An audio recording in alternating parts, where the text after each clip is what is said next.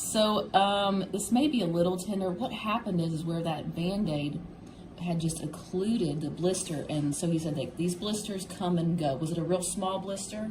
Yes, ma'am. Yes, ma'am. And so, I wish I had some pickups here. So anyway, that blister was likely a athlete's foot called vesicular teniapetus. I'm gonna get some pickups. Let's hold on just a second. Okay, so here we go. Now I'll make this easier. So I wasn't expecting to find this after I removed that bandage. So back to the blister. How long have you been having those blisters? Oh, mercy. I've had them off and on for the past, I want to say maybe a year and a half, 2 years. So. But I mean, I've just doctored them and doctored them and so, you know, myself. Yeah. They'll leave, but they'll come back. So there's a cream that we're going to prescribe once we heal this ulcer called Lotrazone. You're going to use it twice a day for 8 weeks. Okay. And that'll get rid of those. And plus we can talk about spraying the shoes. Do you feel any of this? It's just, it's kind of, you know, but other than that, as far as pain, no. Okay, to the viewers at home, my assistant brought me these pickups. So where the skin's so wet, this isn't the best pickup for it. So before you guys comment that I'm using the wrong pickups, I know I am, and I'll do better next time. But we're grabbing it nonetheless, it's working. So we will likely just put some betadine on this, have him covered, of course. He's very active, he owns his own business, so he's really not thrilled that, but it's very superficial. There's no infection. Great. So once we get this kind of layer back too. So we're just gonna do betadine, nice thick gauze to pat it. Maybe even do an offloading silicone piece that you can reuse to keep the pressure off when you're standing. Because I know you have to go to work. So we'll do our best to get the pressure off of it. So, and you can see here, this is evidence of athlete's foot. So the kind that you were getting was called vesicular athlete's foot. So it looks like these little bumps that are fluid filled. Is that it? Yeah. That's it. All right, so we'll make sure that we get rid of that, but let's focus on this. But he initially came in for this. This has been here since October.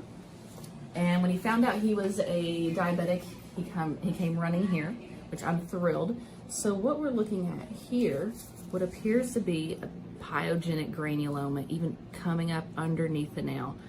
Because it's been here for so long, I'm gonna go ahead and send it to the lab just to make sure everything is kosher, you know, no malignancy or anything like that, and it's completely benign. And then we'll go ahead, this was created from an ingrown toenail.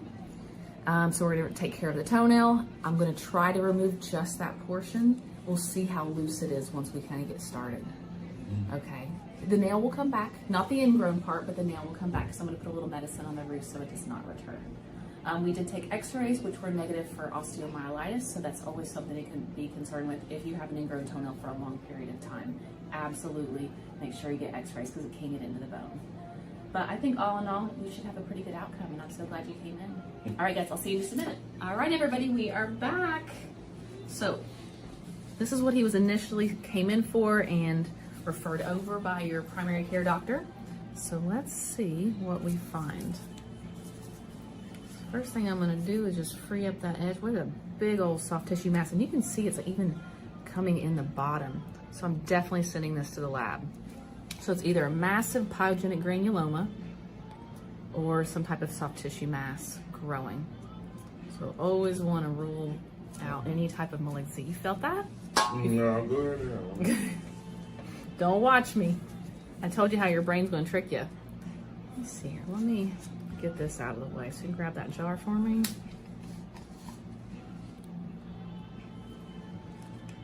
There's one. Ooh, big boy. Yeah, it's still a little bit. Is it pressure or pain? It's still a little like the steam, burning style. Do you want me to put some more medicine in it? Almost done. Yep. Let's take a look. It looks really just like a bad granuloma. Now let's get that ingrown portion. So what happened was nails was so long. Did you try to trim this? Is that what you said you thought you maybe? This one. So he went to trim it. So of course diabetic, little bit of numbness, not the best idea, but he knows he has first priority coming in now. Golly. We'll be prepared. We'll see if I get everything in order. There we go. So there you go. So yeah, it was going. I could see where you clipped a bit, but as it comes back into the root of the nail, the matrix, it's impossible to get back there. So it's already looking better. Just gonna go ahead and trim this long nail as well. Sorry, right in your way. Make sure you get a good visual.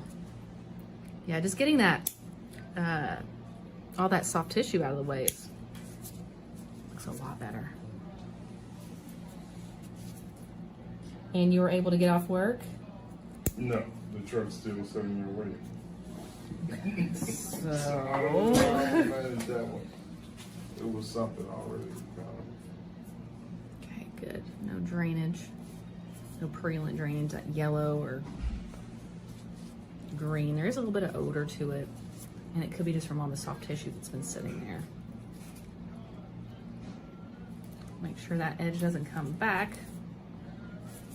So unfortunately, he's not able to go home and get off of it, despite begging him. But No. again, he owns his own business. Yeah, bills to pay.